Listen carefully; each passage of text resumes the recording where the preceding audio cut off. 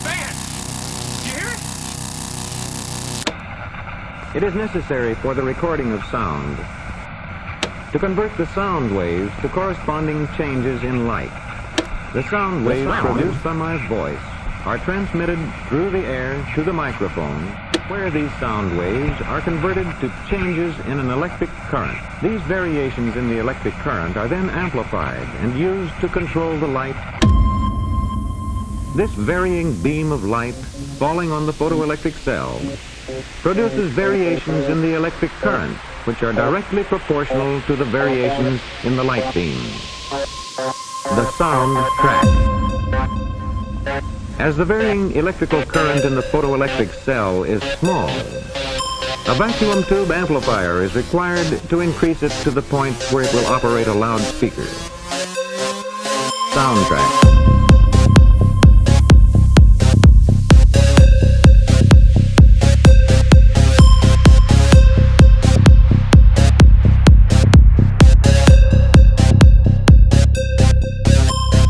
What is up, everyone, and welcome to the Occult Rejects.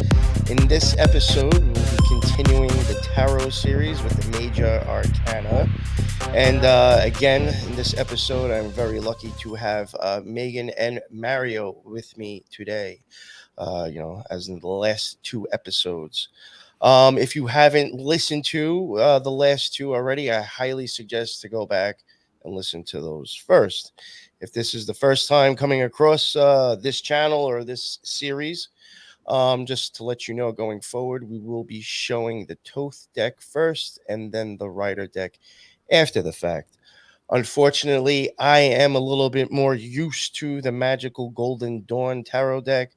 If I was to start covering 3 decks in this series, it'd probably turn into 10 episodes. So just unfortunately for me, I'm leaving that one out, but now I get to learn these other cards better. I guess so. It works out anyway for me. And I'll let Megan go first. Megan, let everybody know who you are and what your deal is. Hey everyone. So my first name is Megan, but I go by 7 Degrees of Wisdom. So I'm a practicing occultist, an academic, tarot reader, paranormal investigator. So I offer tarot readings and a varying number of consultations, and I do teach a lot of different classes. I'm from the Fort Smith, Arkansas area. I read at 2 shops in Fort Smith, Arkansas. If you guys are interested in any of my services, you can contact me at 7 Degrees of Wisdom on Instagram. That's my main page.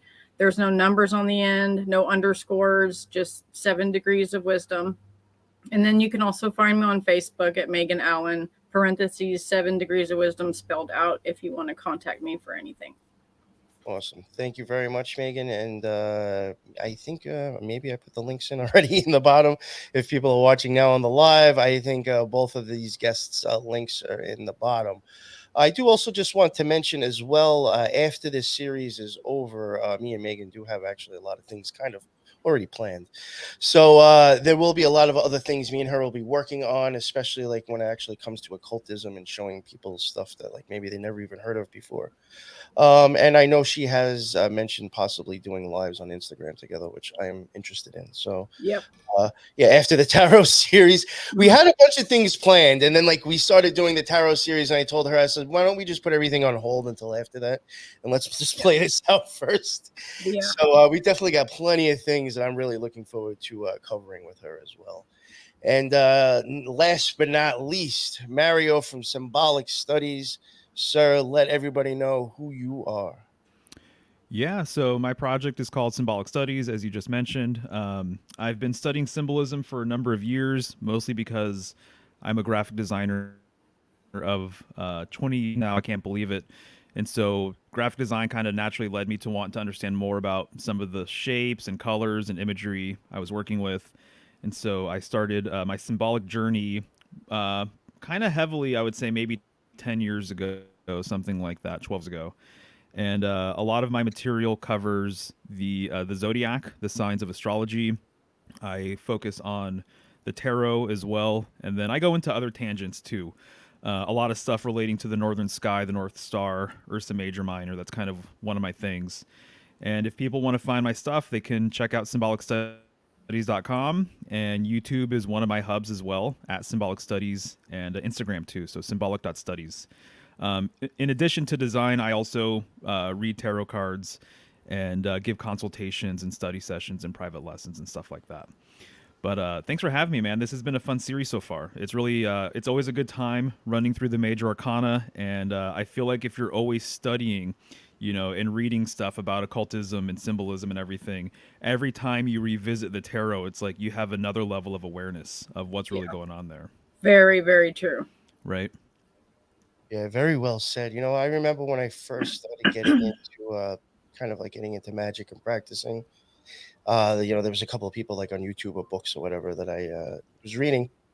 Remember, I think it was on YouTube, somebody that I was following on YouTube. And I think that they had said, if your thoughts about magic and spirituality doesn't change while you're a magician, you're not doing something right. Yeah. There you go. He says if you're believing and look at things the same way you did from a year ago today, you fucked up. Yeah. He's like, you should at least be adding on to, and I think that's very well said what you just said right there. All right. I think like if you're really in search of stuff, you can go back to stuff that you looked at 6 months ago and be like, wow, I totally see something different now. I do that all the time. Oh yeah, all for me time. too. I hate when I come across something basic and I'm like, I covered this in a show 8 months ago, and I'm like, I could have said another 20 minutes on this now. Yeah. I can edit myself. I'm like, yeah. Yep. Oh, yeah. It's like I don't want to just cover that again and add an extra 20 minutes. So it's like, oh well, Well, that's one of the beautiful things about the tarot too, is when people come to me for a reading and they don't really know anything about the cards or they're just starting, the whole system is very scalable to your awareness of things and your consciousness. So whether you're just getting into it, obviously there's a lot to learn, a lot to know. And then even if you've been studying it for 20, 30 years, there's still a lot to learn and a lot to know. So it's a really multifaceted, multi-layered sort of thing. So I just encourage people, regardless of where they're at, it's like appreciate the journey, and it's totally okay to not have a complete awareness of some of these cards, because really, kind of in a way, no one has a complete awareness of these things, because it's just, we're dealing with the spiritual realm. And so it just goes on and on and on and on and on. It's just this never-ending well of information, basically. Yeah, I feel like that every day. I totally agree. Right. I was gonna say after you were done, I was gonna say unless your brain has snapped, you probably haven't figured it all out yet. Because in my opinion, if you were to figure it all out, I don't even think you could be able to handle it. So, Sure. If you're still mentally okay, there's still more to figure out.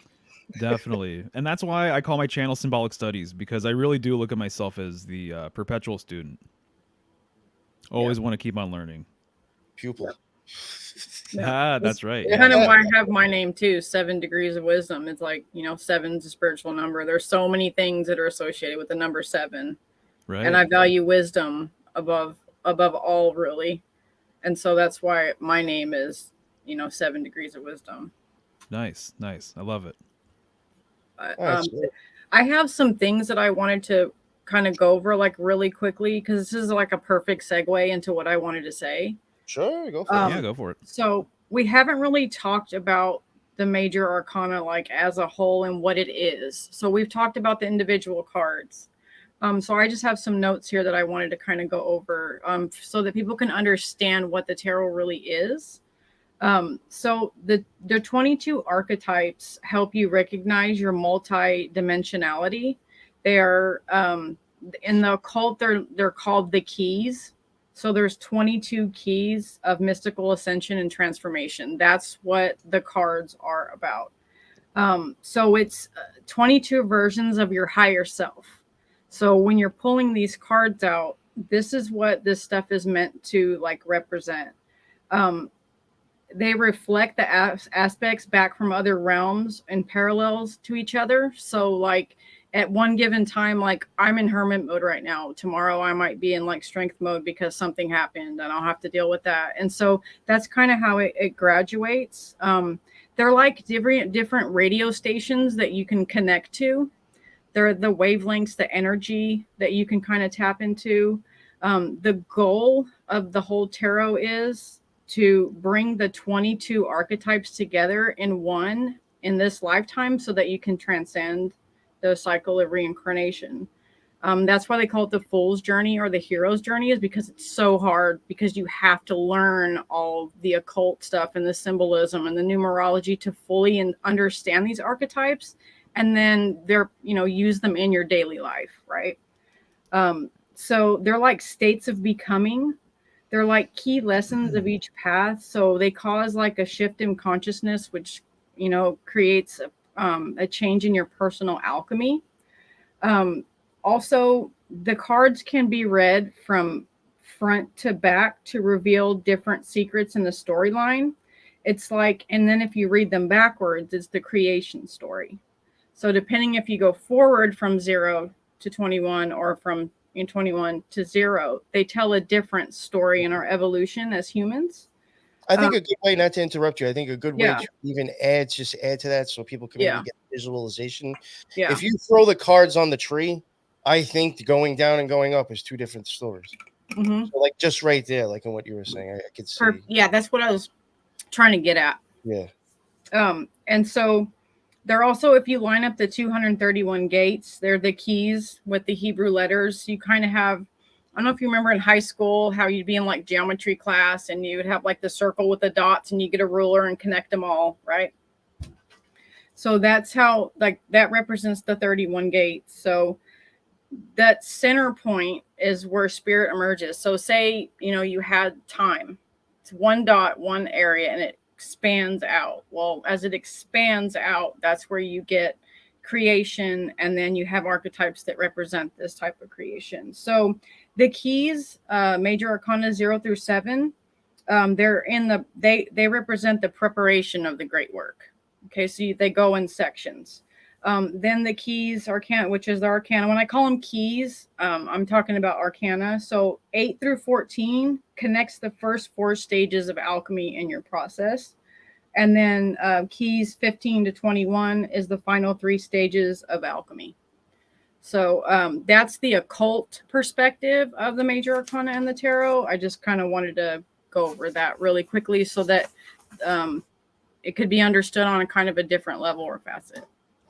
Yeah, no, that's awesome. I think it's a good idea to kind of look at the tarot system broadly too, actually. And I'll just say one of the things I'll add to all of this is that one of the things that has helped me out is kind of understanding the difference between the minor arcana and the major arcana and their different roles, right?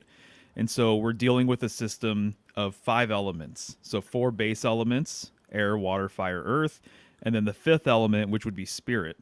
And so the minor arcana is broken up into 4 different suits. There's 14 cards per suit: air, water, fire, earth.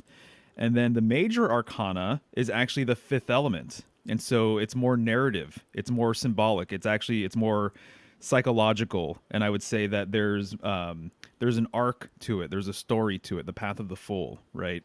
Yeah. And so sometimes what I like to do is I'll like to get a deck and I will I'll put them all the cards in order.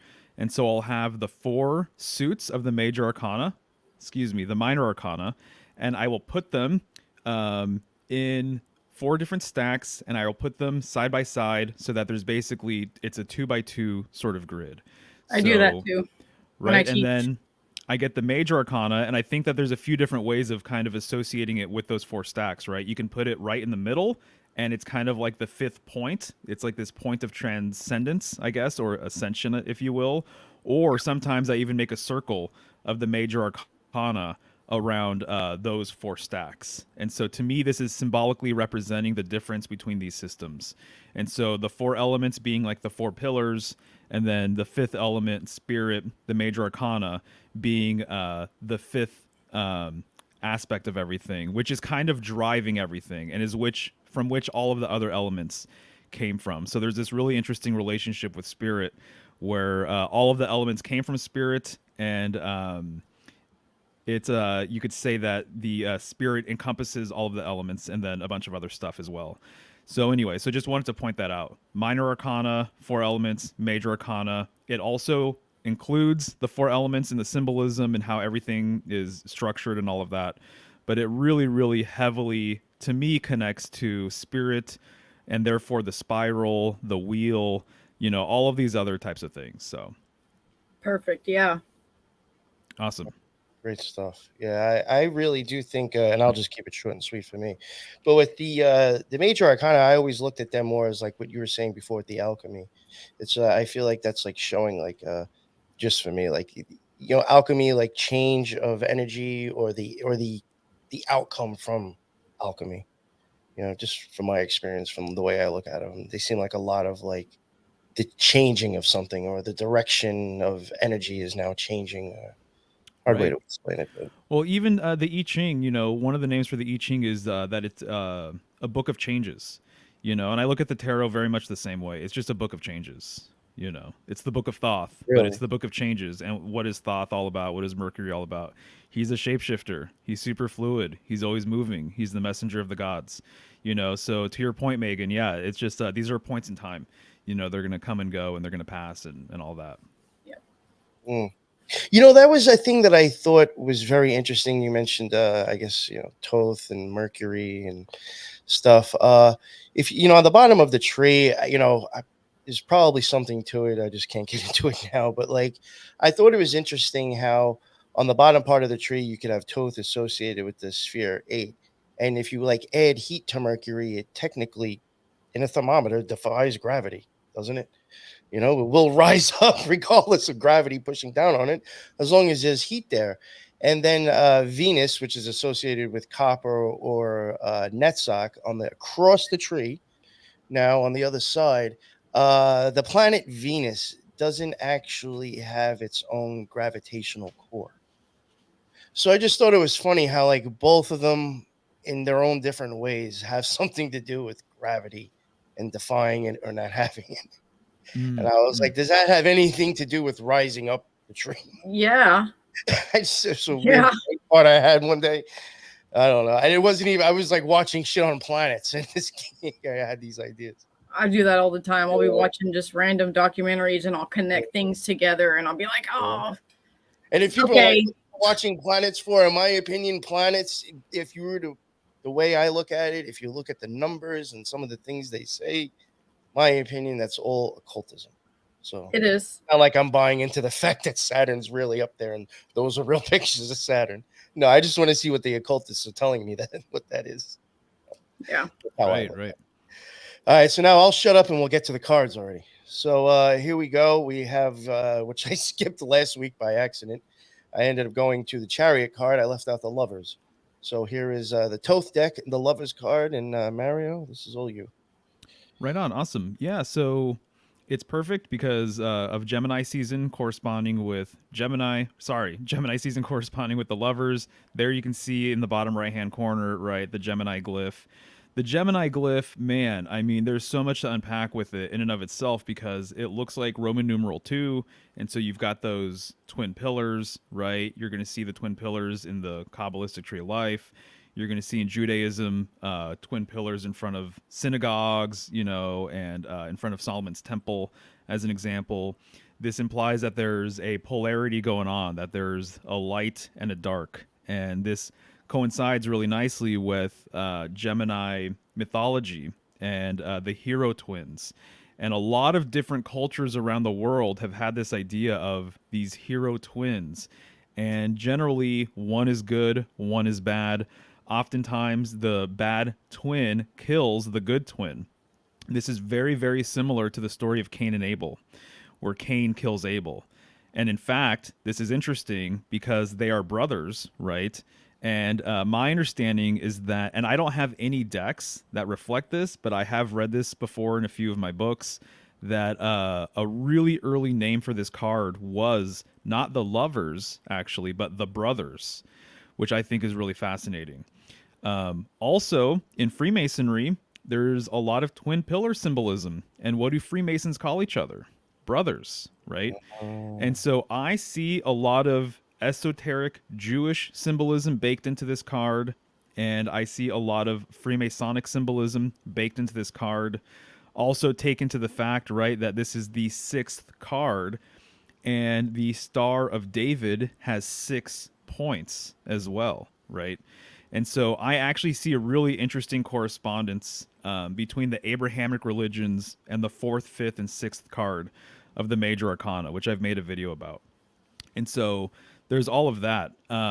But Real the quick, lover, Mario, I just wanted to add with the word brother. please. You mentioned it before, brothers. Even in the OTO, which I used to be a member of the OTO Mhm. many moons ago. You're either considered a brother, sister, or a sibling. So I mean, they even brother in that too, which Gotcha. Broly. Yeah. No, absolutely. And so here you see symbolically the brothers, I think, down below with the 2 children, right? It's interesting because you're going to see in other decks, I don't think the ones that we're exploring today, but a really common version of the Sun card depicts 2 children in front of a brick wall, right? And so for a long time, this kind of eluded me, and I'm like, what is going on here? It has everything to do with Gemini. So just real quick, a really fascinating tangent that I went down. My understanding is that in ancient Babylon, Gemini season was referred to as the brick mold.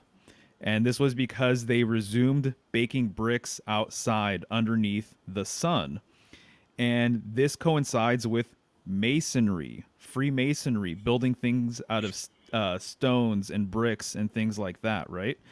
And so you will find that there's a number of myths involving hero twins, where the hero twins were actually the founders of a city, and they're credited for building the first wall in certain myths.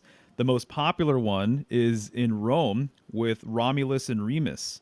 So Romulus is literally where we get Rome from, and they say that Rome was founded by these 2 brothers.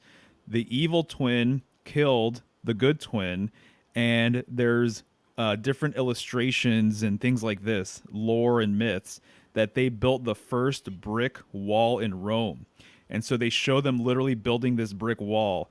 And my understanding, too, is that I believe it's Romulus kills Remus. I could be mistaken on that. I always get it flipped. But Romulus kills Remus at this brick wall. So there's brick symbolism baked into hero twin storylines, which kind of just blows my mind for a few different reasons. And there was actually a big storyline several years ago that took place during Gemini season and involved these pallets of bricks showing up all over the country to be used in riots and whatnot. And the story that sparked all of this, when you look into it, there's a lot of twin symbolism that was being kind of thrown out there as well. So this is like a ritualistic sort of thing. This idea of Gemini bricks, and Gemini season being the brick mold and what have you. So that's kind of a side tangent with everything. A fascinating one, by the way. Thank you. That was awesome. I could go into it more, but yeah, no, I think so too. When I started learning about all this stuff, I was like, my mind was completely blown. So that is why you see that brick wall in a lot of older sun cards with 2 children, because the return of the sun actually has a lot to do with Gemini as well. It's the last sign of spring, so beginning of Cancer is like the official start of, at least in tropical astrology in the modern world, of summer. And so there's all of that stuff. But really, it's about polarity. It's about duality. It's about the black and the white, the positive and the negative coming together in unison. So it's expressed here as, this couple being united. And generally, in a lot of other lovers cards, you're going to see at least 3 figures. You're going to see a man and a woman and kind of what looks like a priest. So it's usually 2 men and a woman. The funny thing is, though, when you look at other older lovers cards, it's very confusing who is with who and what is going on. They're kind of all touching each other, and their hands are in like really weird positions and stuff. And this is intentional. This is by design. And so there's this kind of confusing sort of aspect about, this uniting of the poles of the polarity via this third figure. And so here it's expressed as kind of what looks like, an expression of the hermit, or, this high priest sort of thing. He's hooded and he has his hands above, the couple there. And so there's usually this kind of triangular sort of dynamic going on between these two figures and then something else that's uniting the two, which when you're talking about unifying polarities or dualities, there's always this third thing. And so I think this is what Hermes Trismegistus, the thrice great Hermes, is all about, is that he's known as being androgynous, right? And so he can swing either which way, either side of the pole. He can be more feminine, he can be more masculine, he can express both sides, meaning that he's kind of a bridge unto himself between the poles, between the negative and the positive. And so he's kind of an expression of this third thing, if you will, basically, which is why he, in so many different ways, he corresponds with the number 3. So from the 1 comes the 2, and from the 2 comes the 3, basically. And that third thing unites the positive and the negative. It means that you can actually operate on the spectrum and go between these different places. And so the other thing I'll say real quick, too, is that the Hebrew letter associated with this card is Zain, and that means sword. And then there in the background, you have these swords. And sword symbolism relates to air, right? There's a divisive thing with swords. It's intended to sever. It's intended to cut. It's intended to break things. And so in a way, this relates to our minds, which is related to air symbolism, because our minds like to be very analytical. And so we actually like to label things, we like to categorize things, versus, say, our hearts, our emotions tend to put things together and fuse things together. So it's the difference between this holistic sort of idea and encapsulating things and bringing things together versus breaking things down and kind of putting things into different subsets or categories or whatever. And, you know what, real quick, Mario, I just want to add, please. what's wild is what you just said. You know, I'm looking at it, and it falls between Binah and Tifereth.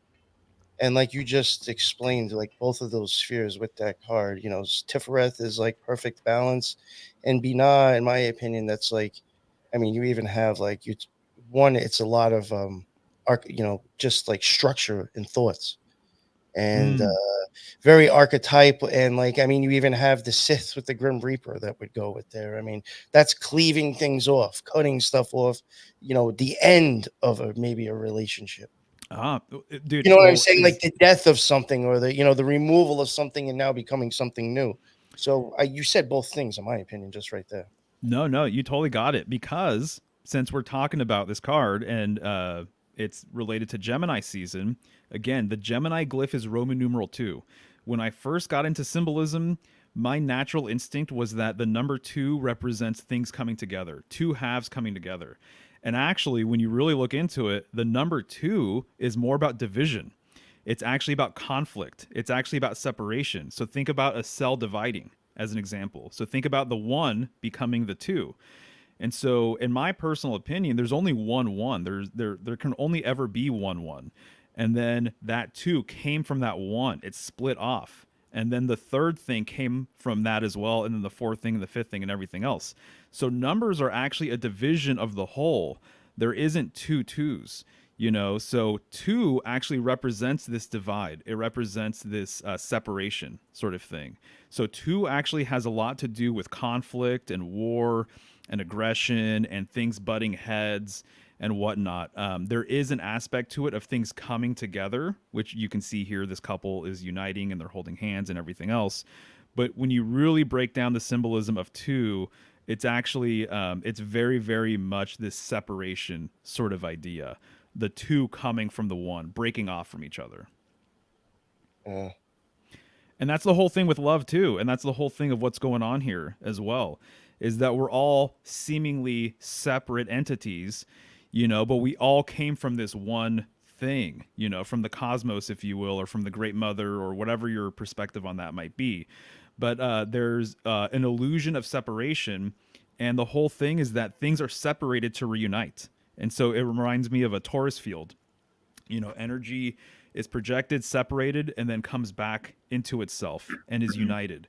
You know, it reminds me of the heart, you know, the point in the middle. You know, energy is separated only to return back to itself. Yeah, like so, totally. So separation actually is a necessary part of unification and of union. So that's a lot of what's being expressed here as well, I think. Yeah. Oh, I totally Yeah, get like the saying, if you love something, set it free. Sure. And then, if it's meant to, it'll come back. So you can kind of look at it from that perspective too. Yeah. There's, a couple things I'll say about this one. One, the phrase alchemical wedding comes to mind when I see this. Absolutely. So, Yeah. to like say more on your point of separation, that this is a card of polarity, duality. This represent, Gemini is an air sign. I like the choice of color here that they used because it reminds me of like air and fire together. And so to me, like, just when I look at this, the things that just stand out to me as duality and polarity and coming together as one from being separate. I like that there's the cosmic egg there on the bottom too. And you have the lion and the eagle symbolism. I'm just now noticing the swords in the background. I didn't notice that before. And then of course you have a cherubim on top. Because traditionally, I think it's Archangel. Is it Gabriel that's in the Rider-Waite, or is it Uriel? Oh, good question. I'm not sure. I think I want to. I've heard a couple different interpretations, but it's Raphael. Okay, I have it here. Raphael is there too. So I like that he kind of threw the angel in there as well, even though he's got like the magus, waving his hands over them, creating an alchemical wedding. Is what I would interpret this one as. Makes sense. Gemini is ruled by Mercury, the magician card, Magus. So, there's a lot of mercurial energy here for sure.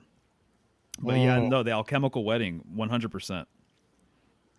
Very interesting. Yeah, that's even like what makes me think, again, you're going back to mercurial. Again, like I was even joking about before with like adding heat to it. Again, it's something that can change direction, which is exactly what I think sometimes these cards are showing is just a directional change. Yeah. Sure. Something I did want to add with this that I found was interesting, like at the bottom, like you have the white and the black kind of crossing hands going from, and then the other ones are like kind of like on each other's side in a sense. I found that weird, just wondering if it was like showing a crossing and an uncrossing. Thinking about, unfortunately, prior to the Chariot, thinking about the Chariot card, depending, I guess, what deck, but I know with the Golden Dawn, and I think it's even with this deck, you'll have black and a white on the front of it. I think you had said something about it, like a good brother and a bad brother, that made me think about, and the reason why I'm bringing up the Chariot card is, and this is something I'd actually really like to do. I do think I could show like the Matrix in tarot and with the Tree of Life. I think I could actually cover it, showing the transcendence. In the Chariot part, I do think that was when you had those two twin brothers. Even though they were both white, prior to them, the lady that Neo has to kiss does tell them that they were upgraded version of these other two. One worked fine, the other one would sometimes do whatever the fuck it wanted. So it didn't work out well. For some reason, all this bullshit I'm spewing about made me think about how I thought that those two are on the Chariot, and now talking about the bad brother and the good brother that they replaced, and then I saw those two on the bottom, and it made me, I don't know, have all those different thoughts. It's very weird, but no, makes sense. Yeah, no, dude, you're solid for sure. One of the things I will say also regarding Gemini symbolism and how this card is just basically all about Gemini in my personal opinion. One of the kind of important aspects is I think a lot of people always want to externalize things, obviously, and I have a tendency to do that too, but externalize, this card being like, oh, it's always about a relationship with someone else. It's always a romantic relationship, or there's this external sort of partnership element that this must mean. And I think there is obviously something to be said about that, but where I'm kind of at with Gemini and what Gemini represents, or one of its potential meanings, is that I think that there's an aspect with Gemini symbolism. If we're dealing with the twins, you're actually dealing with the relationship with yourself, with your invisible self, and so in ancient Egypt, they would refer to this as the Ka. So it's your invisible twin, basically your soul, if you want to call it that, right? And so that's the most important relationship you have to maintain, and that's who you have to be honest with, and that is also the relationship that I think requires the most work, because that is going to affect everything else around you. It's going to affect all of your other relationships. So I think partly the Gemini symbol, the twins, it's you and yourself. So just wanted to throw that out there as well. I think it's one of the more practical sort of aspects of Gemini that I've kind of come across. You know, in a way, it kind of reminds me, there's a lot of cartoons actually, funny enough, that have explored this idea, right? The devil and the angel on your shoulder sort of thing. You know, it kind of reminds me of that whole entire dynamic, you know, because we all have, you know, all of the gods and demons are within us. That's my personal opinion. And so if you don't keep them in check, you know, then it can be very destructive or detrimental. So I think it has a lot to do with the relationship you have with yourself. Very well said. Agreed. Sure. Yep. And then we'll go on to the next one. So the lovers. Okay. So this one is the Rider-Waite, of course. So I will also note that the universal Rider-Waite, as opposed to this Rider-Waite, the colors they're a little bit different. Yeah. And you could almost say that the universal, you can get a little bit more color symbolism out of it. But so the lovers, whenever this comes up in a reading, to me, I don't know, Mario, if you like doing love readings, but I'm not big on them. And so it's just something I'm not super interested in. If it comes up, it comes up, but, you know. But so this can have romantic connotations, of course. But for me, when this comes up in a reading, it's about them making a really big decision that's going to have lasting ramifications on the rest of their life path. So that will that's how I interpret that when it comes up in a reading. Because I mean, for the most part, readings that we do, people are looking for like career and finance and stuff like that. But sometimes, so there's only a couple of romantic cards in the deck, the Two of Cups, this card, and the Knight of Cups. So I just want to kind of touch on that a little bit for those who are wondering about, you know, the name is the Lovers. So it's about, you know, romantic relationships. It can mean that, but more often than not, I mean, isn't a relationship a big decision that's going to have lasting ramifications on your life? I mean, that's, you know, who you choose to live your life with.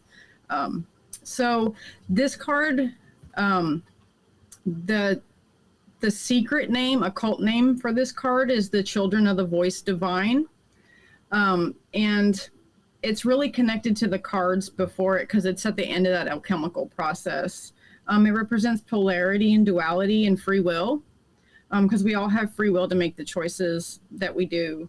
It's about relationships, discernment, listening to the information, and deciding how to apply the guidance that you're getting from your life. It's all about reciprocation and balance and symmetry and harmony and beauty. It's actually the center Sephiro on the tree. And it can also represent cycles of emotional states, and directing your consciousness by turning inwards. It's representative of Adam and Eve. And then it has, you know, the tree of life behind it. You have the one with the snake, and then you have the one with the flames. So the flames represent the 12 signs of the zodiac. And they also represent the 12 physical dimensions as well, for ascension. So they say that we have up to 12. I've heard different things that it's higher, but for the most part, you hear that we have like 12 dimensions, and that's, you know, basically where the Ein is, where it goes a step further. The entities that reside there are ascended past the point of coming down. So you have the tree with the fruit. So it's like the fruit, it's knowledge. The snake represents awakening. And it also represents the choice to remain in the higher realm or a higher vibration, a higher state. It keeps your attention inwards towards your higher self with that chemical wedding, that union of yourself, like Mario was saying, the two coming together into one again. Traditionally, Raphael is on this card, and he's all about healing and harmony. And he's also attributed to the sixth Sephiro. And then there's also sun symbolism, which is source, life energy. The mountain in the back represents the great work going on, you know, the journey to complete the great work. It's the peak. It's the home of the gods. It's also a phallic symbol as well. And it also represents the Hermetic principle of polarity. So finding your true path, faith, devotion, versatility. It's like, and it also represents the art of relating to people, and it is a mirror that you put up in front of yourself. So that's where the other Gemini and twin symbolism will come in as well. It's like this card puts up a mirror in front of you and lets you figure out what you need to do to kind of move on in your alchemical process of ascension, right? Let me see if I've got anything else. So that's pretty much all I have on that one. Mara, if you want to talk about some other aspects. Yeah, totally. Yeah, no, you just mentioned ascension, and when you're dealing with the Kabbalistic tree of life, you have those two pillars on the side. You got that central pillar, right? And so I always equate that central pillar with the pillar of ascension. It's the middle way. It's the middle path. Here you have the two trees, the two lovers, and then you have that central path right in the middle. And you've got all of this really potent symbolism right there in the middle of the card, right? As though there were this other pillar. And so that central mountain, from my perspective and research and stuff, I look at it as a central mountain, like the central mountain that people have talked about in the middle of this plane or world. And so some people have referred to it as Mount Meru.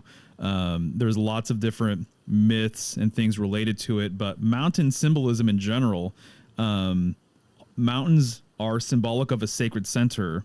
And there's a reason why people want to climb the mountain. There's a reason why people want to be at the top of a building. A lot of symbols that actually stretch up towards the heavens, what they're trying to do, the implication to me is that you're trying to build a bridge from the below to the above, from earth to the heavens. And so the Tower of Babel story, building this tower, they're trying to get closer to the heavens. They wanted to either unite with God or become gods themselves, And so whether you're talking about the world tree, the world mountain, towers, I think the tower card is very much the Tower of Babel story as well. This mountain, there's this ascension. It even looks like an A, right? A for ascension, which the A looks like a pyramid, right? It even has the capstone right there with that horizontal line within the A. And so to me, this central point within the card is that middle path. It's alluding to this central pillar. And one of the things that I've heard, just going to put it out there, but I have heard some people say that this is Lucifer, that the figure above is Lucifer. And this isn't, this is just another angle that a lot of other people have said too. They equate Lucifer with Venus, right? And so this apparently is a big thing in Freemasonry, that when there's a reference to Lucifer, they're actually referencing Venus, the morning star and the evening star. So you've got this polarity, duality sort of idea with that, right? Yep. And I'm just noticing right here, tell me if this is a stretch, but if this is Lucifer, and Lucifer is symbolic of Venus in some ways, it almost, now I'm kind of looking at it where it's like the sun, that circle up top connecting with his head and then his arms and wings stretched out. It kind of reminds me of the glyph of Venus, actually. You have that circle up top and then you've got the cross down below. So it makes me wonder if they're actually, if they're actually subliminally encoding Venus in here as well, which obviously Venusian symbolism as it relates to love and things like that is very interesting. And also, one of the things I've pointed out lately is that Venus is the only glyph that of the planets, and I'm sure of all of the signs as well, but it's the only glyph that you can actually overlay the Kabbalistic tree of life on, and the Venus glyph hits all of the Sephiroths. It's really, really wild. It's all right there, and then the hidden Sephiroth, Doth, is right there in the middle of the circle. So, which I think is really, really interesting. Wow, that's not a stretch at all. Right on, awesome. Yeah, good point there. Very cool. Yeah, I'm just I'm picking it up right now with the glyph right there. So I think that's interesting too. And then the children of the voice divine. There's different interpretations of some signs, how they relate to the human body. But the my understanding is Gemini generally relates to the arms, which I think is interesting because we're talking about division, and we even have, armies and to bear arms. And if you're going to fight, you're probably going to fight with your arms, And so there's all of this arm symbolism as it relates to aggression and conflict and things like that. But also, I've heard that Gemini relates to the lungs, given the air correspondence. And so this gives us the ability to speak and project and communicate with each other. And here, they're actually united with those clouds right there. So notice that the clouds are actually going from like mouth to mouth in a way. So the idea of the voice, your voice, and the power of your voice to conjure and to create and, even create terrible things as well. The fact that you speaking can cut like a sword, right? And the fact that even sword has literally word within it. And so swords has words right there in there, so there's a lot of symbolism related to communication as well. And even just the idea that the Gemini twins or the two pillars or the two lovers, they're kind of like antennas, kind of like the trees as well. And antennas, they send information back and forth to each other, which when you look at all of the air sign symbols, it's usually comprised of two lines that aren't touching. So Gemini, you have the two lines. Libra, you have the upper line and then the lower line. And then Aquarius, you have the squiggly lines that aren't touching each other. I read once that it's kind of symbolic of like two things communicating, and then air, relating to the airwaves, right? And our voice travels through the air and all of that. So children of the voice divine, there's a lot to say about that. Nice. The only thing I had, it's going to take it a little bit out there, but I'm going to be like looking at this with like the eye stuff. Be completely different than everything that you guys just said. But I think very much with your Lucifer, though, actually, Mario, tie in very much with that. For me, just looking at it from just stuff that I've been covering with these other two people, and looking at tarot and just looking at parts of the eye, to me, the top of it with the sun and the wings remind me very much of the aura serrata in the eye. And right below that, you have your lens. And the lens in your eye, depending if it expands or contracts, depending on what your pupil's doing, will also push water either to the front of your eye or the back of your eye.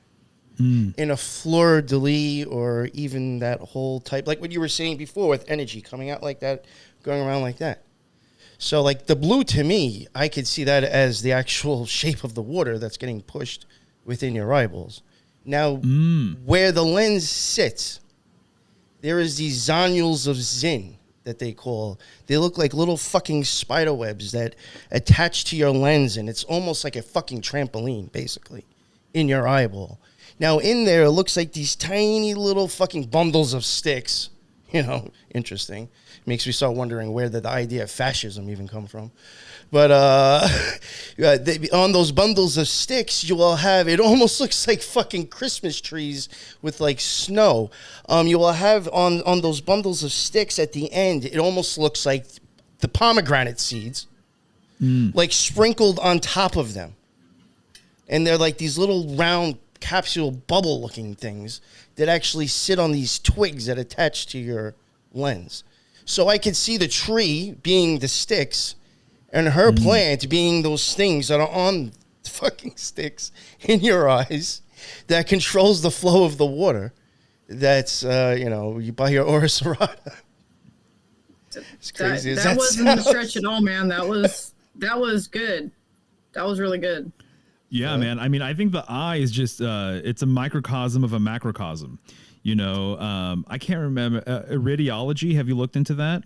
I may not be saying it correctly, but you can literally look at someone's eye, and if you know what to look for, you can determine what ailments or diseases or whatever they might have. So it's a representation of our whole entire system in a lot of ways. So I think that it might be a representation of the whole system. Oh, and what I was getting at with Lucifer, the whole thing with all that, the moving of the water, is depending on how big your pupil is. So depending on how much light or which where you're using it, your pupil is going to open and close, and you're going to have this difference of water. moving. Mm-hmm. You know, kind of Gotcha. like when you see fountains that have those springs coming out, and you have all these gods all around them, and it's showing you the water coming out. It's because now it's pushing back up. You know, that's the springs. And I do think that all has to do with how much light you're using in this world. So it goes right back to Lucifer, in the way I'm explaining it. All has to do with how much light you're bringing into your art. So same shit, just in a different way. I'm glad you made that connection there. I'm going to think about that one for a while, Mel. Even, dude, if I'm not mistaken, the sigil for Lucifer is related to the eye. Have you seen that connection? Yeah, we're going to touch on that in, I think, episode 3 of The Eyes, the final episode. Nice. Yeah. There you go. Yeah. Hell yeah, that's fascinating. Real quick, the last things I'll say about the Lover's card. So Crowley in the Book of the Law, which I recently reread, and he is someone that I wouldn't say I'm conflicted with him, but I know that there's lots of varying opinions about him, and I ultimately can't say I really know who he was, what his real history is.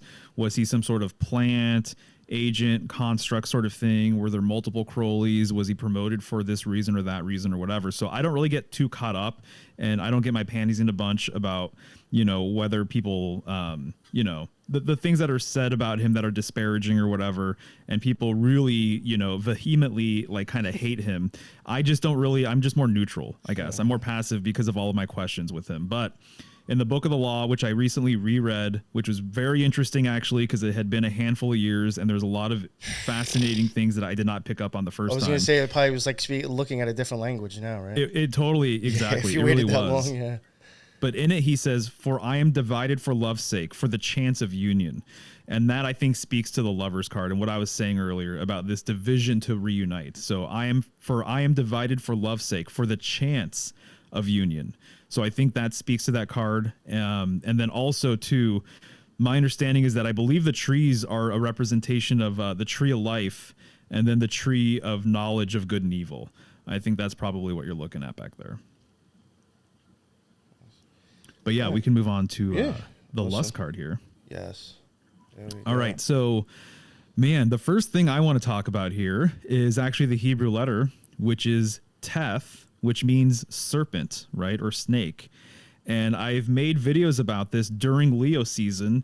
And long story short, there is a fascinating correlation and correspondence between serpents, felines, and dragons. And in fact, they are pretty much one and the same, I would say, in so many different ways.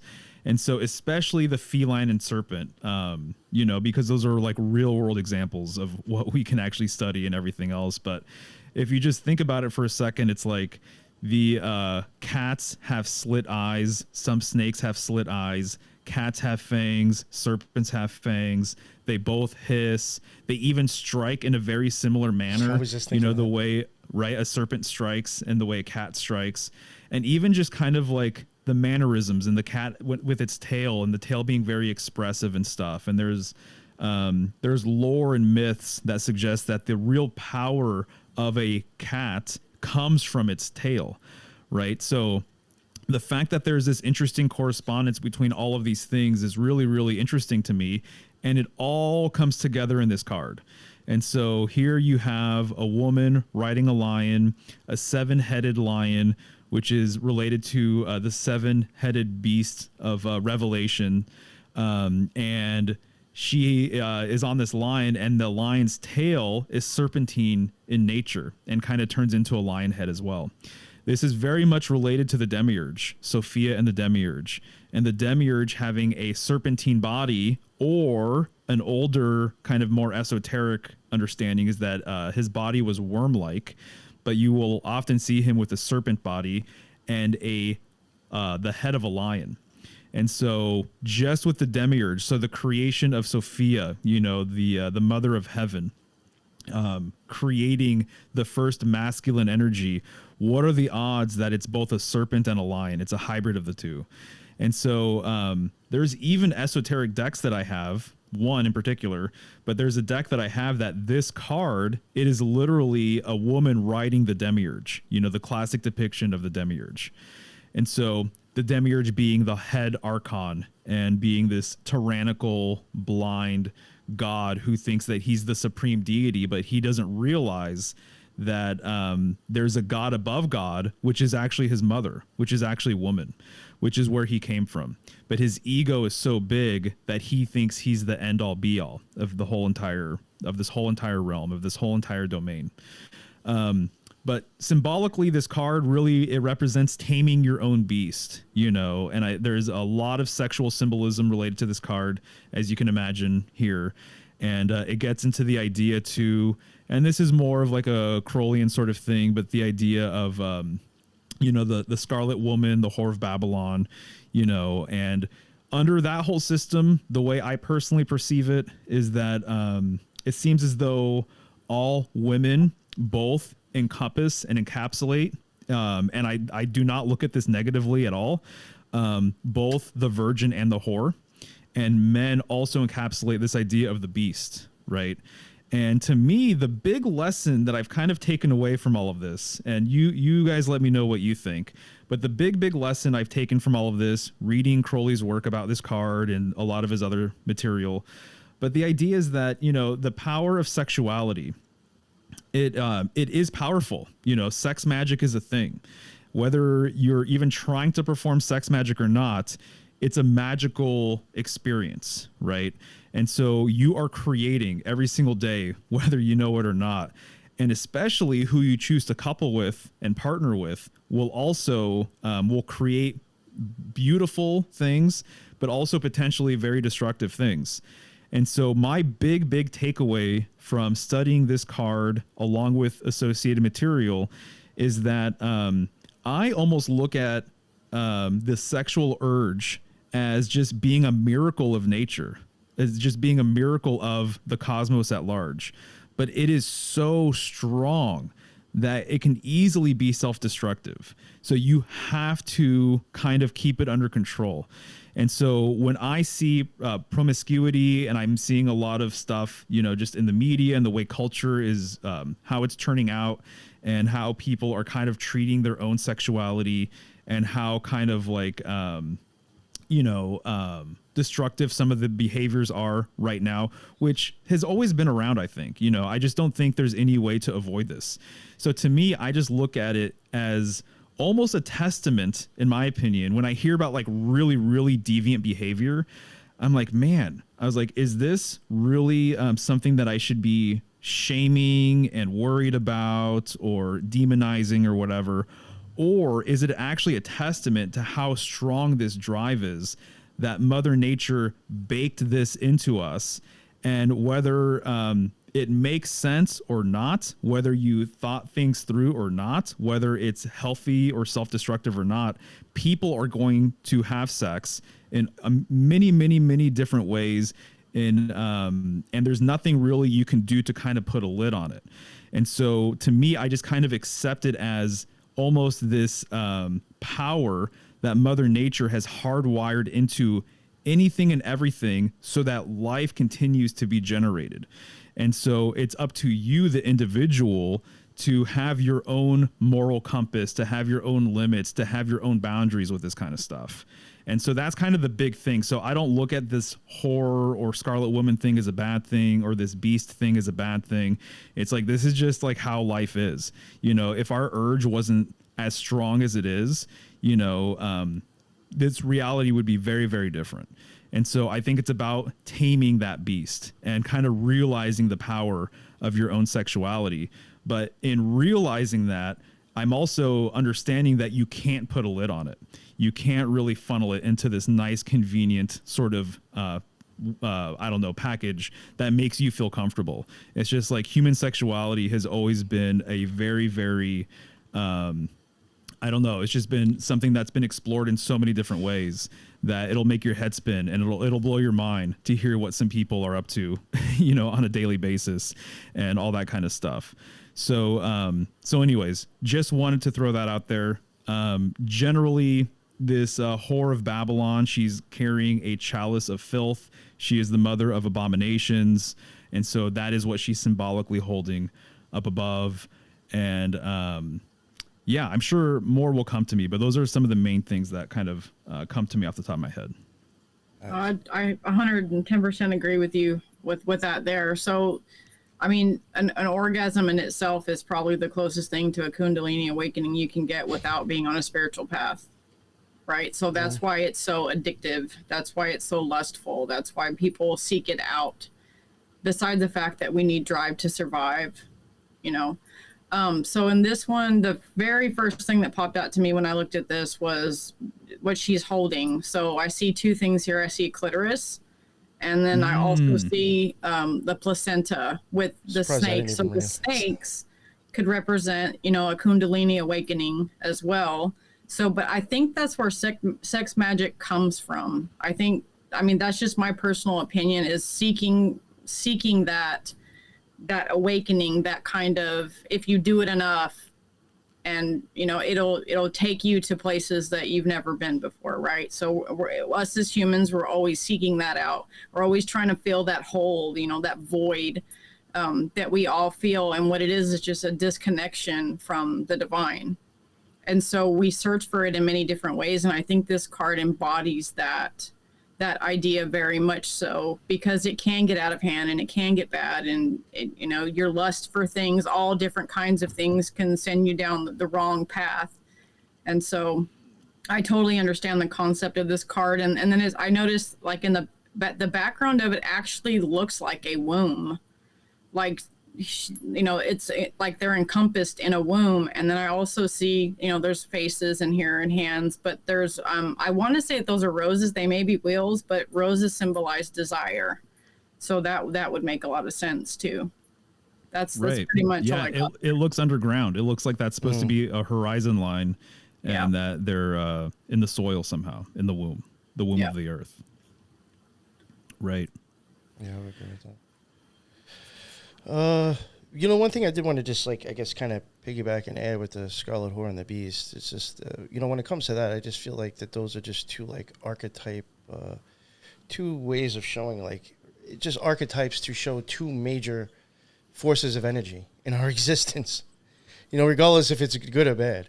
It's just, that's all how, you know. Exactly. You know. And a lot of, I mean, again, you can control your own life, and you can make your own decisions, right? But the fact of the matter is that the world of sex and sex work, and even today, man, I mean, I know, like, just with the internet and pornography and like all of these different things, it's just like we live in a way. I've heard, you know, history rhymes, but it doesn't repeat, sort of thing. And so towards the end of a lot of great empires, things get very, very deviant. You know, the fall of an empire, you know, people start wiling out and doing all sorts of crazy things. So I think we're kind of living through that right now. And I think that a lot of people are doing it digitally. And I think that there's just a lot of stuff, you know, going on in that whole entire scene and realm. And so, again, it's almost kind of like I'm not letting it necessarily I just know what I can control, essentially, is what I'm trying to say. And so it's just like everyone, you know, you make your own bed, and so you're going to make your own decisions of what you think are healthy boundaries and whatnot. And some people are really pushing those limits, and they probably always have.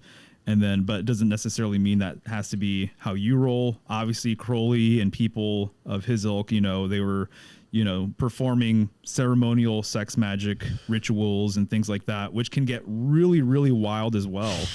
And some of the material I've been reading as of late regarding all of that stuff is like this idea that our bodies, you know, are a reflection of the cosmos, and they're also a reflection of the earth. So there's this microcosm, macrocosm, as above, so below aspect with our physical bodies, which you can look at as terrain, the actual earth itself, which you can look at as terrain as well, and then the cosmos, which contains all of this stuff.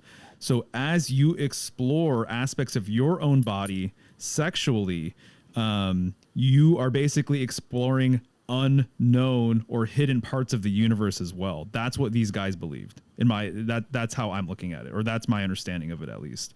And so they believe that if you're going to contact, you know, hidden realms, hidden entities, in order to do that, you need to explore hidden realms within yourself. And the way they chose to do it was through sex magic.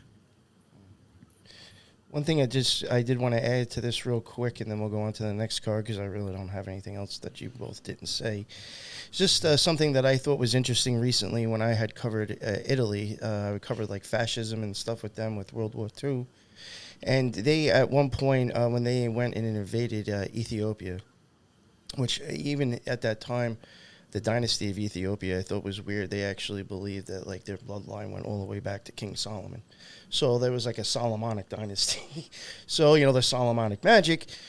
But, and the reason I'm even saying that is because I do think Italy and Germany, when it came to wars in World War II, I do think that was total occultism. Italy, for some reason, when they went over to Ethiopia and after they did horrendous stuff over there and shit, they took two things. They took an obelisk and they took the Lion of Judah. The Lion of Judah, if people listening was to go Google that right now, looks very, very much like this card. So I do wonder, it's like they already took the obelisk, which is an occult, thing in itself, and now the Lion of Judah. I just think that shows even more that something is up with occultism and what those two countries were doing, or are still doing, in my opinion. Sure. Yeah. I totally hear you, man. What I'll say before we move on to the Rider-Waite version is that I'm tapping into this current of information that heavily relates this primordial mother, this dark mother, if you will, who was the first essence or energy that existed, very much with the number 7 and very much with the northern sky.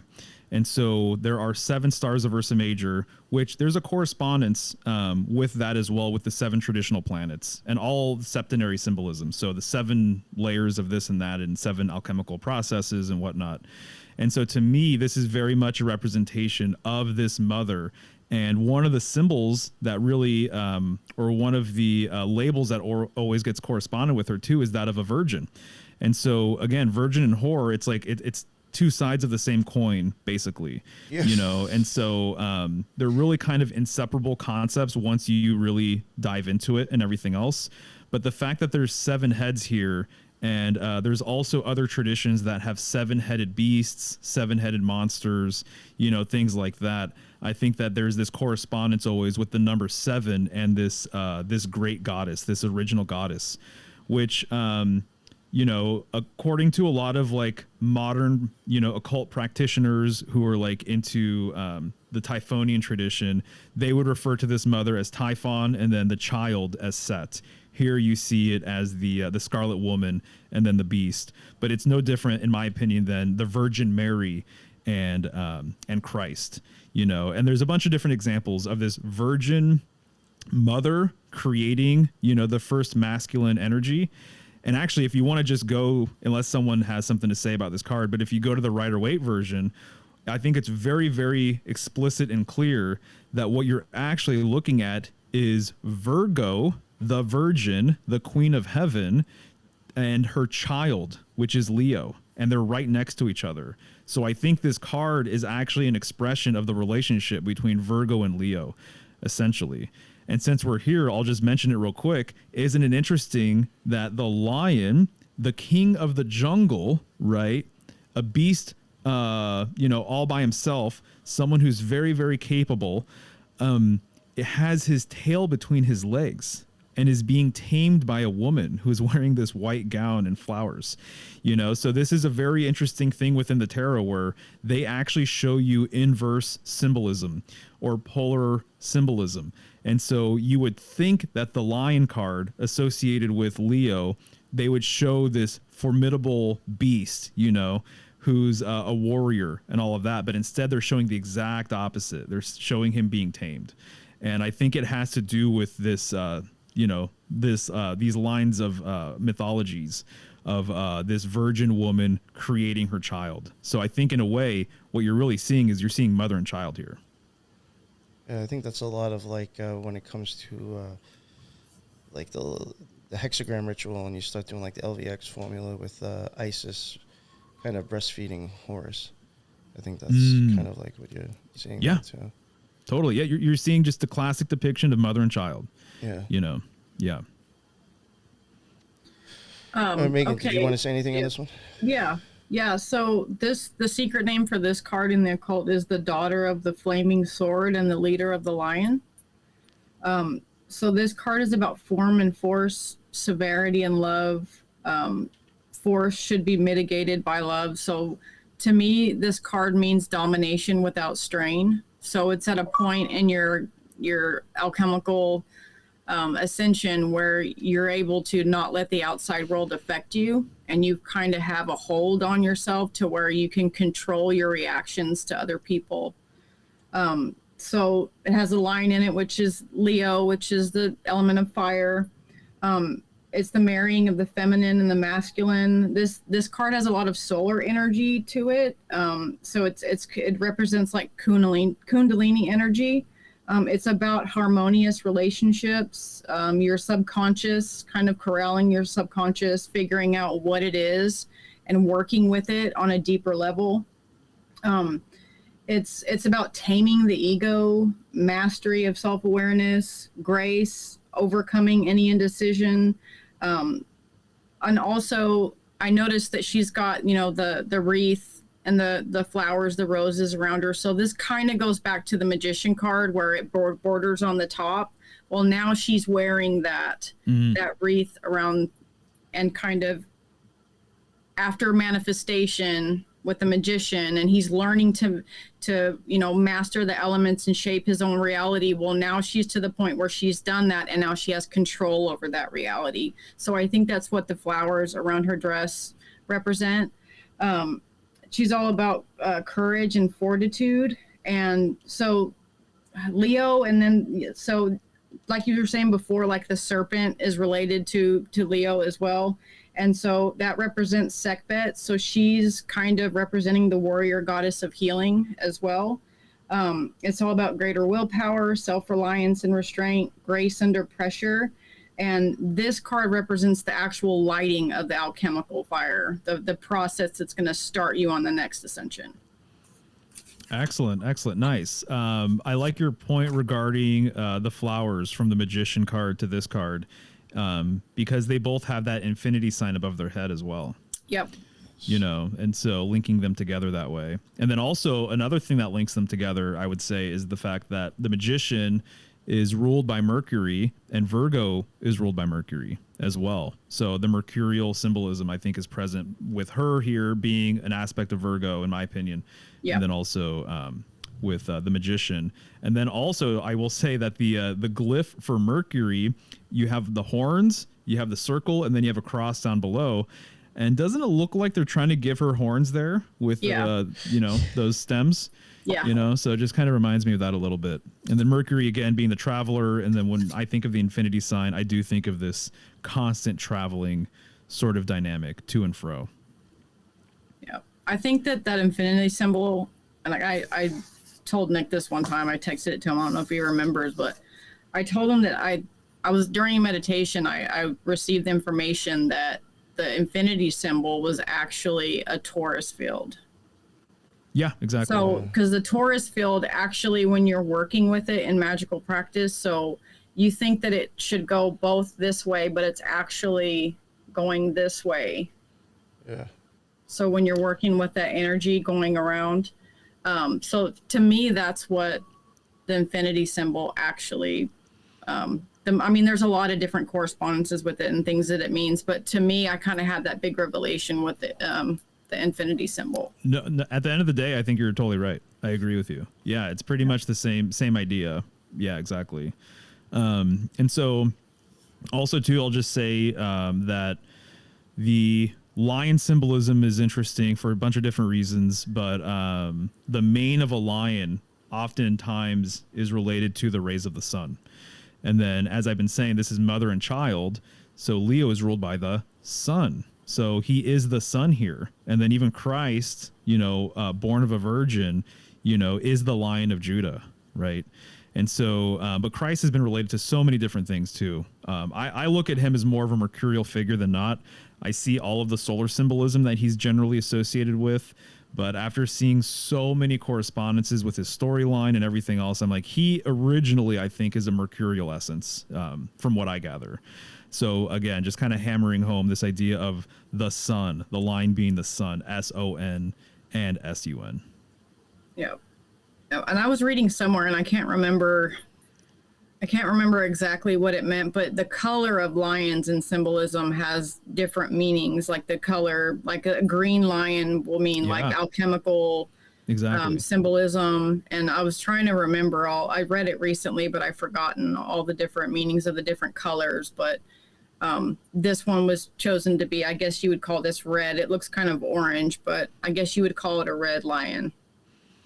Sure. No, yeah, you got it. There's the different colored lions. Absolutely. And then I guess I'll just say, too, the fact that if this is a representation of Virgo, the whole thing with Virgo symbolism, I think that one of the key words for me that really unlocked a lot of information is veil, and that there's lots of veil symbolism with the Virgin.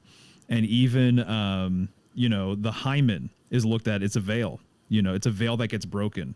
A bride, she wears the veil, and then it's lifted when she gets married by a patriarchal figure. And so one of the deep encodes with Virgo is that she is the queen of heaven, essentially, and she's also the queen of earth. But in her queen of heaven role, it's symbolically relevant in both aspects. So when we want to sow a seed, we put it into the ground. So it's in the darkness, it's within the soil.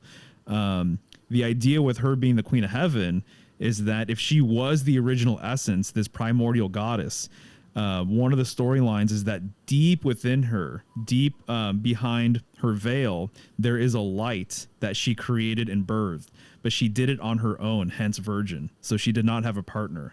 And so deep within her, deep behind the veil, is this light, the first light as well. And so this light is symbolic of her child, essentially, whether it's Christ or whether it's this lion or the demiurge or whatever. To me, the symbolism pretty much all just matches up anyway. So this idea of the veil and the fact that she has that masculine potential deep within her, that's where it all came from. Nice. I'll add some more like kind of like eye symbolism again with this. When I was covering it recently, I kind of, in my opinion, it just seems like there's like a story line I could see as you're going through different stages of the eye. And I do think at one point you kind of like come out of water, and then you're technically, I guess in a sense, like almost in the Garden of Eden with the tree there. And then at some point you have to still climb up that tree to the point to where it's like you're almost like Tarzan swinging from the ropes, in the trees. There will be like a story, as crazy as that sounds. So I do think this is what I'm seeing here. I do think she may technically be the hyaloid canal, depending on when your lens, I think it's the lens that does it, changes. It will also cause the hyaloid to bend or bow a little bit, which makes me wonder about people bowing to each other. You will bow a little bit, but at the optic nerves that are all the way at the top, again, look like those wreaths. And the other thing I'm thinking of that's making me think that is that your eyes are yoked. If one pupil changes, the other one does. There's ways of like taking, I think, certain geometric shapes or things, whatever, and putting them in one eye, and it will change it and not the other. But naturally, your eyes are yoked. The best way, I think, to explain yoking, think of like a tank.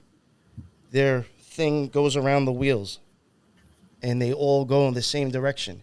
If you were to take those wheels and twist it, those wheels would be going different directions. They'd be unyoked and would look like that infinity symbol as well.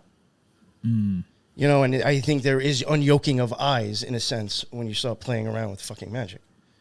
So I think this is all showing you that there. Yeah. In a sense. Yeah, interesting. Which could even be why you have yellow and white, just like an egg in this card. I was going to say that. That's funny. Yeah. One last thing I'll say about this card that I think is significant and important is the proximity of the lion's head to her pelvic region, to her groin area. And so to me, this symbolically represents the taming of that beast. And especially for a woman, acknowledging, well, basically, women get to choose who they couple with, you know? And so I heard some comedians say it recently, almost kind of like, get with the woman who wants to be with you versus trying to chase that girl who maybe is not that interested, right? And so it's like the woman really gets to dictate all of this stuff, which actually gets into... which I don't think we're going to get into it today, but it gets into the Justice card and the idea of Lady Justice. And so I've heard from a really good symbologist in one of her books, she was saying that the idea of justice being related to a woman has to do with the fact that there were these old traditions where women used to judge the men in athletic competitions, and they used to judge the men based on how fit they were and how capable they were. And they used to look at the men and be like, oh, well, I want to partner with this one. I want to partner with this one, you know, not so much the guy who can't really hold his own or defend himself or defend my family or whatever. So there's a long tradition actually associating decision making with women because they get to decide who they want to reproduce with, essentially. So in a way, when I see Virgo around the jaws of the lion, to me, one of the things that people have said over the years is like, is she closing the jaws of the lion or is she opening the jaws of the lion? There is this interpretation there, right? But it's like symbolically, is she opening her yoni or closing her yoni? You know, does she have the awareness of the power that she has with that, with who she allows to couple with and everything else? So again, taming this beast sort of idea. I don't think it's a coincidence that the lion's head is very close to her, you know, reproductive area generally. I think that symbolically, this is very much related. Yeah. Very well said. I'd agree there. Yeah. So yeah, that's what I got for the strength card. Awesome. All right. We'll go on to the next one. That would be the Hermit card. Okay. Nice. There you go, sir. You can see that? Right. Yeah, totally. Right. So the Hermit card, this corresponds with Virgo. So it's really interesting. This is another example of this reversal sort of concept where Virgo is the virgin, and here we have the hermit, an old man. So very interesting. You know, the old man is kind of the polar opposite of a young woman, basically. And so what is he doing? The hermit is traveling in the dead of night. He has his lantern, and he, at least here, is looking at this Orphic egg, which we saw in the Lover's card, right? And so the wheat is spreading, and it is revealing that egg. The wheat symbolically corresponds with Virgo. So when you look at Virgo in the night sky, or if you look at depictions of Virgo in the night sky, the constellation of Virgo, she is generally holding either a bundle of wheat, or she's holding a palm branch, a frond, or she's holding, what's the other thing? There's 2 or 3 different plants that she's holding, but those are the most common ones. So either this palm branch or the bundle of wheat. The other one will probably come to me, but she's usually holding one of these items. And so this is in substitute of her actually holding her child. And so, and also this corresponds with the wheat harvest as well. Because my understanding is that you harvest wheat either in Virgo or Libra, and then the scales of Libra corresponds with the fact that you want to weigh how much grain you have so that you can actually sell it at the market and everything else. So there's this really intimate correspondence with the weighing of things, obviously, and Libra being the scales, and also there being equal parts day and night during the time of Libra because it's the fall equinox. And so so wheat corresponds with Virgo in so many different ways. It's kind of nuts.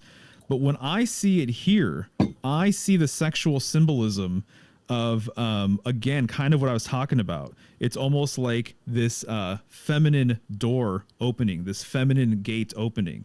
You know, if it's just wheat in a field or whatever, symbolically, I don't think it's a big stretch to kind of imagine that this masculine energy is looking for the divine feminine, and the divine feminine is spreading and revealing, you know, kind of the object of his desire, I would say, in so many different ways. So I kind of think of Bush symbolism And the sexual innuendo of that, of the parting of waters, if you will, another metaphor for this. And so you have this parting, and that's the object of his desire. So I think in so many ways, the hermit is looking for his divine feminine, which is why he's traveling at night, and which is why, this is his whole entire search. So the hermit, and the hermetic phase of isolation very much corresponds to cave symbolism as well, which is also the womb. But it all has to do with going within. Everything about the hermit card suggests going within. And one of the things I like to talk about is the number 9 being symbolic of going within as well, because 9 always returns back to itself.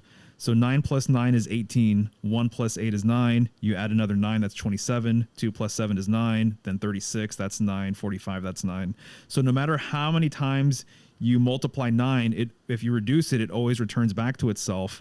Same thing when you half it. So half of 9 is 4.5. That's 9. Half of that is 2.25. That also adds up to 9. So 9 above and below always returns back to itself, which is really kind of amazing. And that's what this card represents. It's a return back to yourself, right? And I think as a man, my personal opinion is when you return back to yourself, you're going to find the sacred feminine. Occultism and all this stuff, it goes back to the sacred feminine. It goes back to the dark feminine, and even his name, Hermit, right? It's almost alluding to that as well, right? So that is what he's searching for, in my opinion. That's what he's trying to reconnect with, which is just an aspect of himself. There's sexual symbolism in here with that sperm cell as well, with that little baby homunculus looking type thing in the head of the sperm cell. And so also too, I'll say that this occurred to me a few years ago. Does it not look like the hermit here is supposed to be a subliminal tongue? To me, I think that he's supposed to be a subliminal tongue, and the tongue in the mouth is the phallic aspect of your mouth. And the mouth itself would be the receptive yoni-like aspect of that system there.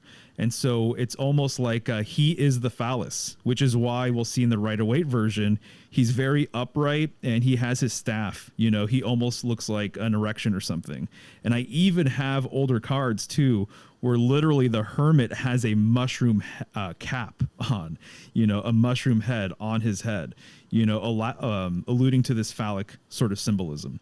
So to me, the big sort of thing I see is the phallus seeking the yoni, essentially. And then all of the symbolism to me just kind of breaks down from there.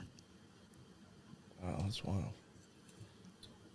So for me, I'm again, the geometric shapes is what gets me with this. I recently watched a video too where they said that Crowley, the artist that he picked to do this deck, that he almost drove her crazy, changing it up constantly all the time. So this one is very interesting to me. So the Hermit card is about introspection, turning within. So he is turning away, right, inward on himself. I do see the sperm symbolism there, the cosmic egg. So, mastering the cosmos is going within, mastering the cosmos. That's the cosmic egg. The 3-headed dog could represent mind, body, and spirit kind of coming together. If you want to master those things, you got to tame that beast of all 3 of those things. And you do that through introspection. I like the use of the lantern here. It almost looks like the thelemic symbolism in the middle there with the light in the middle, the thelema symbol. Yeah. I didn't really realize that was wheat. So that was a really interesting correspondence that I find that really interesting. I'm going to think about that a little bit more. But that's pretty much all I have to say about this one. And I didn't even realize that looks exactly like a tongue. Yeah, it does. I mean, yeah. Yeah, no, I think that's what they were going for sure. Real quick too, I'll just say in this card as well, because you can see the Hebrew letter correspondence. So it's Yud or Yod, and that represents hand. And so it's also a little flame, right? And so in that tradition, the idea is that this is like the spark that created the rest of the Hebrew alphabet. It's the smallest letter, and so it's the genesis or origin of the rest of the letters. And so, but it means hand, and you see pretty much front and center here his hand, you know. And so hand symbolism is really interesting. And what is he holding with his hand? He's holding a lamp. Well, it's kind of curious because lamp is an anagram for palm. And I was just saying that Virgo oftentimes holds a palm branch. And the reason why palms get their name is because they look like hands oftentimes. You know, you have that trunk and then you've got the palms kind of just, or the branches splitting off from it.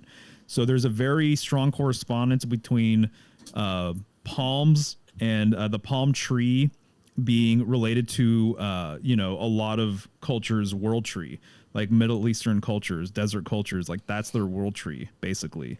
And so when she's holding, again, Virgo's holding that palm branch, she's holding her child. And so there's just kind of a few curious, you know, connections there with that between the hand, the palm, and the different, like, you know, associations with that word even. Nice. All right, we'll go on to the next one. Okay, so the secret name for this one is the Prophet of the Eternal, or the Magus of the Voice of Power.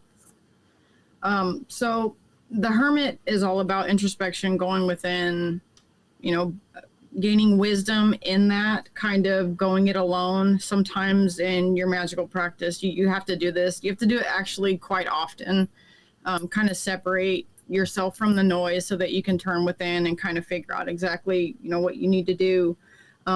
This card represents the meeting of a call to destiny, finding a guide and receiving a spiritual name, usually because this one's associated with like a guide or a sage, somebody that can kind of point you in the right direction to help you on your path to enlightenment. This also represents higher levels of initiation. And it's all about transformation and transmutation without interruptions. It's also the second stage of the alchemical process of dissolution.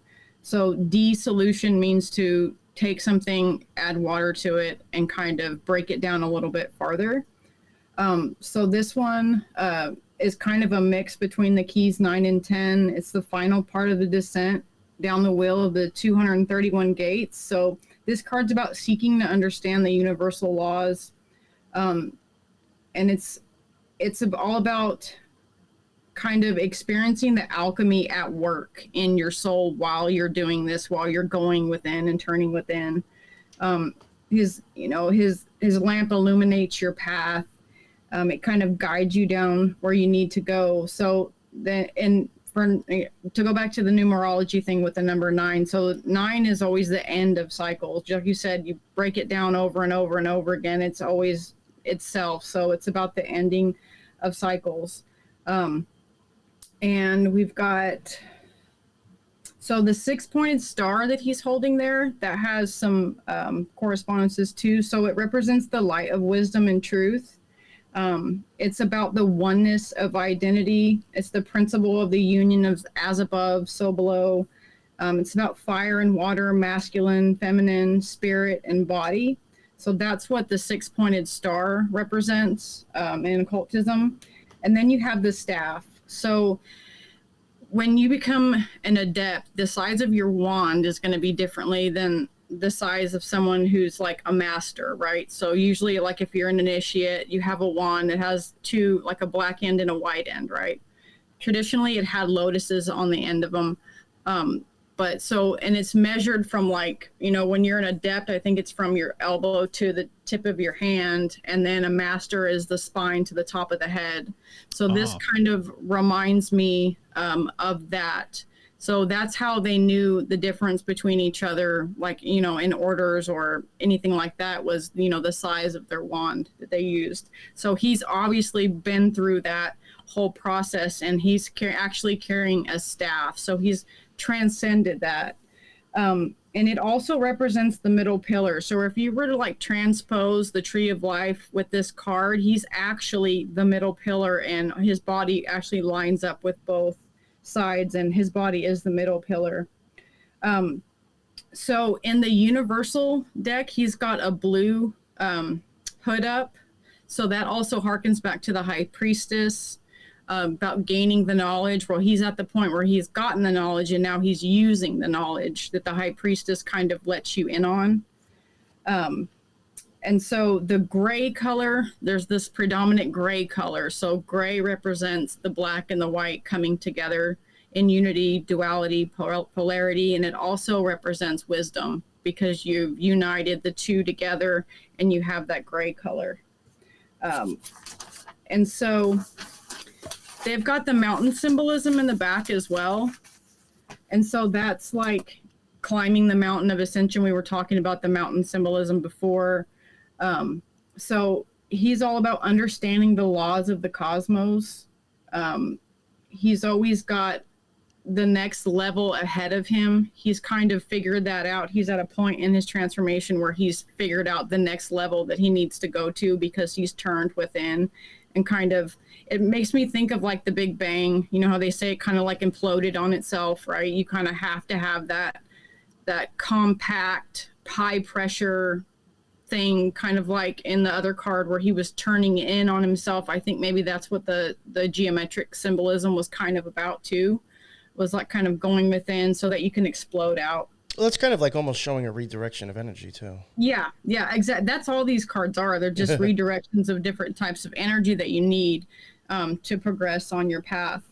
And then you've got obviously the Virgo symbolism, and then Mercury is associated with Virgo, and which is also associated with the magician too. So this is just another form of the magician. Kind of, he's mastered the shaping of his reality, and now he's at the point where he's become wise, and now it's time to kind of switch gears again. And this card is a lot about like accepting the rhythms of the natural laws in your life and kind of figuring out how to twist and turn those and figure out, you know, the next point. You can even think of it like if he was a guide telling you the different way to go. Right. So you can have people that will help you do that, or you can do that yourself too. Right. So that's another thing with Virgo and the Virgin, you know, Immaculate Conception. Right. Well, this kind of ties in with that whole thing too. And so basically he is known as like the teacher of the initiates. That's the person that, you know, you've become initiated, you're hanging out, you're learning everything, and he's the one that kind of guides you down the path. That's hence the light that he's carrying there for you and the staff. He's giving you the knowledge, the hidden knowledge that you need to progress. So that's pretty much all I've got about that one. Excellent. Good stuff. I really like your breakdown. Thank you. Yeah, and it reminds me of a few things in this whole this guide business, right? I can't not think of the role of the psychopomp being the guide of souls. And my kind of conclusion with this card actually is that I believe what we're essentially seeing here is Christ at an advanced age. That Christ being this spiritual guide, you know, guiding his flock, Christ being the good shepherd, we are actually seeing Christ, a different emanation of Christ at a different point in his life. And so I believe that this hermit figure, obviously he always has that white beard and he's older and things like that, but he has gone on quite a journey, and this journey led him to do deep introspection, right? And so that's why he's going through this hermetic phase. And so I think that Christ being the good shepherd and this figure being a potential guide of souls, and Christ and this figure very much being related to Mercury. Again, Mercury being this traveler, being this messenger, right? Going to different places and stuff. And you learn a lot about yourself when you travel as well, right? The path of the fool, you know, he's starting this journey. He's going to learn a lot about himself. There's going to be peaks and valleys and everything else. Here, as you mentioned, it looks like he's at a peak. It looks like he's at the peak of a mountain, right? And so that's one of the revelations I had recently, that this is a Christ-like figure, but he's much older. And then you also mentioned, I love what you said about the wand stuff and the different, you know, the size of the wand versus the size of the staff and everything else. That's really, really interesting, because it relates back to what I was saying too as well with the phallic symbolism of this card. and the fact that the phallus is a magic wand, you know. And so the phallus is a magic wand, and the wand also has a correspondence with the spine, and spine is an anagram for penis. And so that's not a mistake. And so it kind of represents his backbone as well. And therefore, I think represents the world axis, you know, the point of which everything revolves around, in my opinion, the point from which the heavens revolve around, this axle. And so I think that very much is related to this card as well. And yeah, also the last thing, 9, even when you just draw the 9, you know, it almost looks like it wants to curl back into itself, kind of like the 6 as well. Right. So I think it just kind of speaks to the symbolism of, you know, going within. But yeah, I love this card, man. It's so epic and awesome. I can't get it's one of enough my favorites. 100%. Yeah, same here. Yeah, I should have probably, probably ended with this one, which I should have probably have added the Hermit card that I have in the golden. Oh, you know what? Maybe I'll download it real quick. There we go. That's the one that I have, the Golden Dawn. Oh, nice. Oh, cool. Yeah, they're putting the yods right there with the within the palm, within the hand, and then the lamp, right? Yes. That's pretty rad. Now, I've been meaning to pick this one up forever. But I need to get this one too. Now, with this card, the way I just covered it recently, I really think this is actually a really good example to show it, which is the only reason I even pulled this one card up. I do think, again, going back to the eye stuff, when you look at the lens inside your eye, it does this. It reflects your lens the same way that is. You have a snake underneath him that's basically, if you look at it, it's not eating its tail yet. You know, it's kind of open. And then you have this one. It's wrapped around it. I do think you are going to see pupil size being changed again here, which is exactly what an open and closed hand, I think, is representing. Ooh. What I think this is showing, in a sense, is maybe like kind of like how I was saying before, you have different stages inside your eyeball that I think you like, the Garden of Eden and everything. I think like you're leaving the desert and like your lens and actually heading towards now your hyaloid canal, depending, that's showing like your lens, the lens and your cornea. My bad. I've been using the wrong word. Your cornea looks just like sand, the reptile skin, and all that shit. I think you're seeing going from the front of your eye all the way to your lens now, heading towards the hyaloid canal. I think you're seeing the progression in this. It would be upside down would probably be the best way to really explain that. If I was to turn the card upside down, you would have the granule cornea here, and then you would be eventually rising to the lens depending on how open your pupil is going to be. And then this could be the hyaloid canal, for all I know. Wow. Interesting. The hand of God, open to closed, maybe, your pupil. I like how it says Logos on there too, on his hood. Yeah, what I like that I'm noticing is this. I love the Ouroboros inclusion there on the ground, right? And it symbolically is perfect, actually. I think this is really, really slick. And I think kind of what it makes me think of is just the circumpunct. So it's the circle with the dot right in the middle. I can't not think about it the same way you can't not think about the eye stuff. I can't not think about the circumpunct right now. And what I've been thinking about lately is just the fact that the circle has infinite points, and then that dot in the middle is 1 point. And so I think that just within this very simple glyph, which now most people know it as the symbol for the sun, but within this simple glyph, I think there's so much to unpack and so much to talk about. But the main thing is that the outer circle represents the infinite, and then that central point represents the finite. That outer circle represents the divine feminine, the cosmos, the womb of the universe, and that central point represents her creation, I would say, as I've kind of been talking about a little bit today. And so he is representing that finite point. That finite point is more masculine. You can look at it as it's a phallic sort of symbol, the central point versus the feminine circle, that curve, the curves of woman and the curves of life and everything else.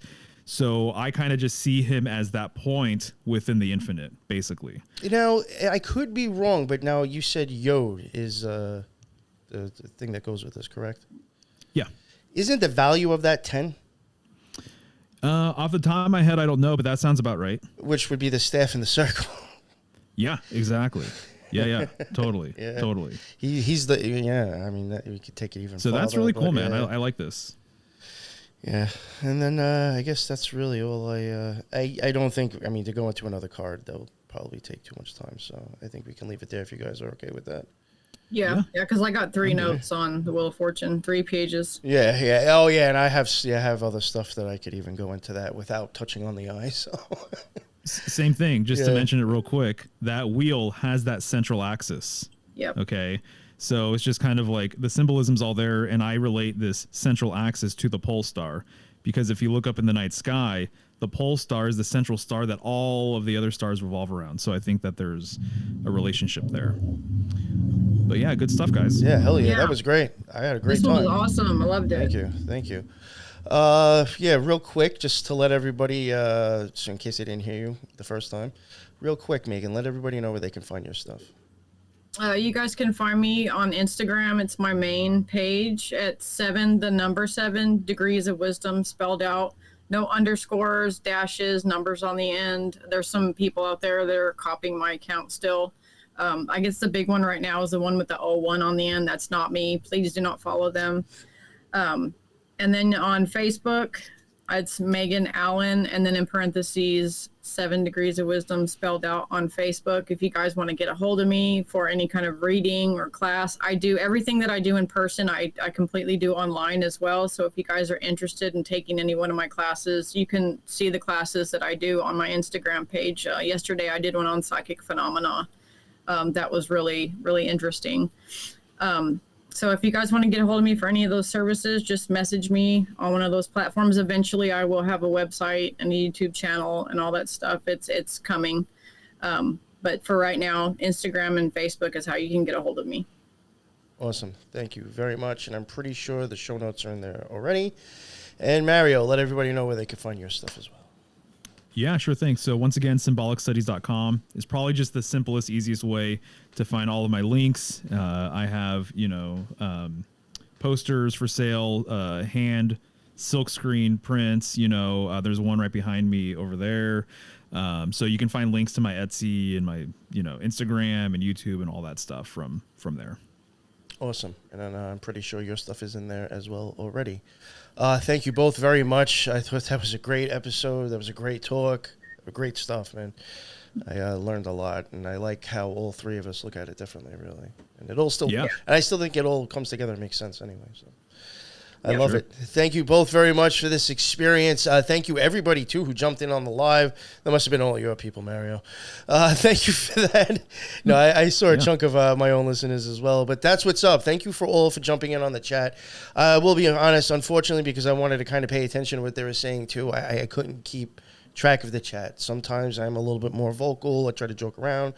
But when I'm paying attention, I'm sorry. I can't do both. But thank you all for jumping in anyway. That's what's up. I love seeing that, trying to, interact with the listeners. That's great. Until the next one, everybody be well. Later.